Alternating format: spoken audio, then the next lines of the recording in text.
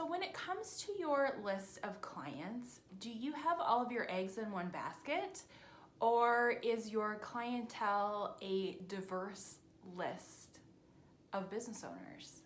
That's what we're going to talk about in today's video. Hello and welcome back to my channel. If this is the first time you are joining me, my name is Lisa Baldwin. If you have been here before, welcome back. My goal with this channel is to help you grow or launch your very own virtual assistant business. And today I want to talk to you about the importance of having a diverse client group. And we're going to talk about the benefits of that and really exactly what that looks like. So in the past, I have done a video talking about whether or not you should be niche specific and why I think you should or shouldn't. And the reason why I want to do this video right now is because I have seen firsthand how important it is to have a diverse group of clients. As I'm recording this video, it is April of 2020. So if you're seeing this video in the future, you can think back to that time. We're going through a time where there is a lot of unemployment. A lot of businesses have had to close because of the current health situation, financial situation going on in our country and in the world.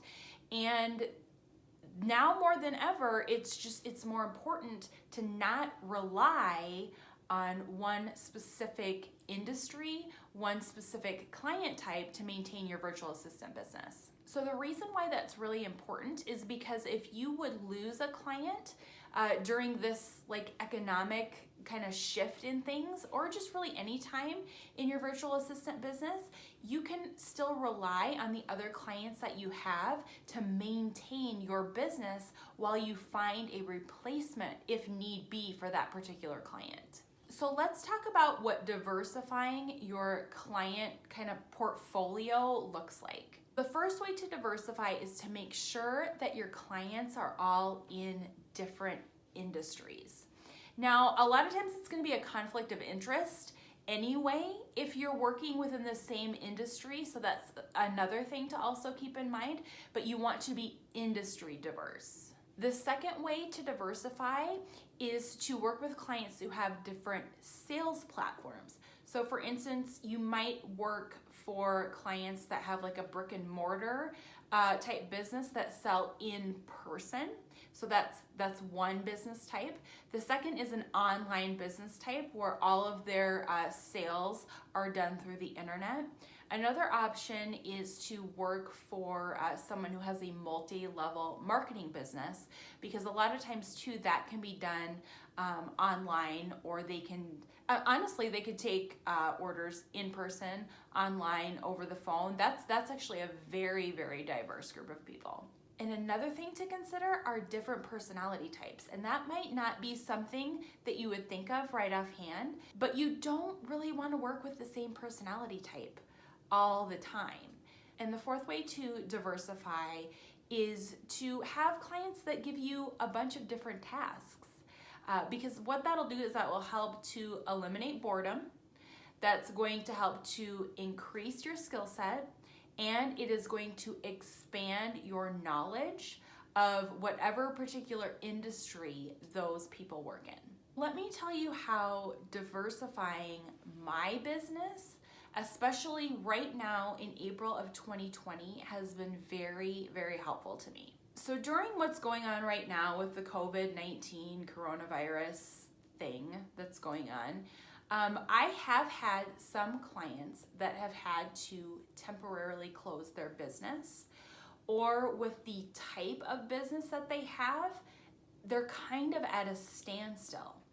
And with those clients right now, they're giving me less work, so I have less billable hours.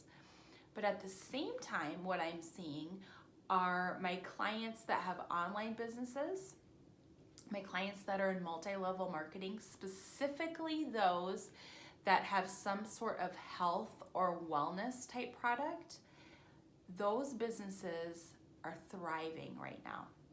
So what I'm seeing is the businesses that are thriving are offsetting the businesses that have had to temporarily close, or that are not nearly as busy given the type of work or the type of business service that they offer. So what's happening is those are starting to offset one another. So my overall thought, and I talked about this in my Should You Be Niche Specific video. And I want you to go watch that video. I'm not going to talk about it a lot here, but basically I talk about how I don't think it's necessarily smart to be niche specific.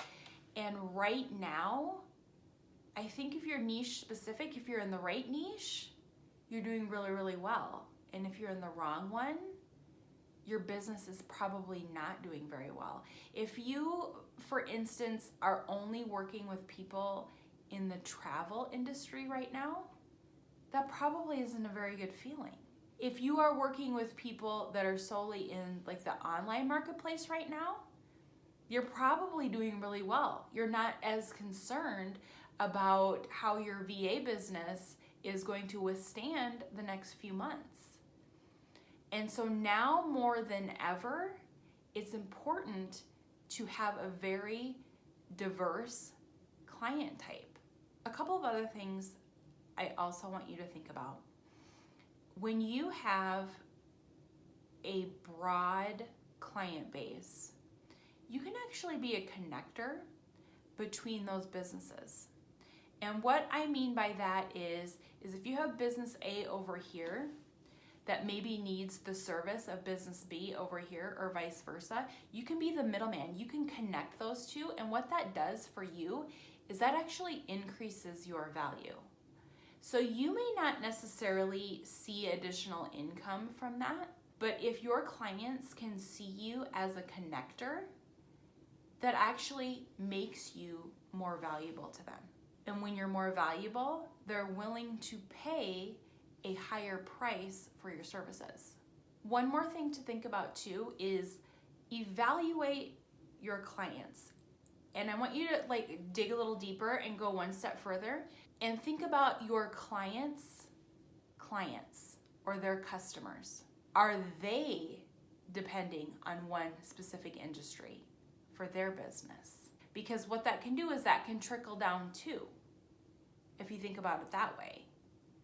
So you need to think about not only your clients and the type of business they have or the type of services that they provide, but you need to take it a step further and think about who they provide business services to, who their customers are, and see if that potentially could come back and affect your business either positively or negatively. So I don't just want you to think about it from the perspective of how does this affect me? How does this affect my VA business?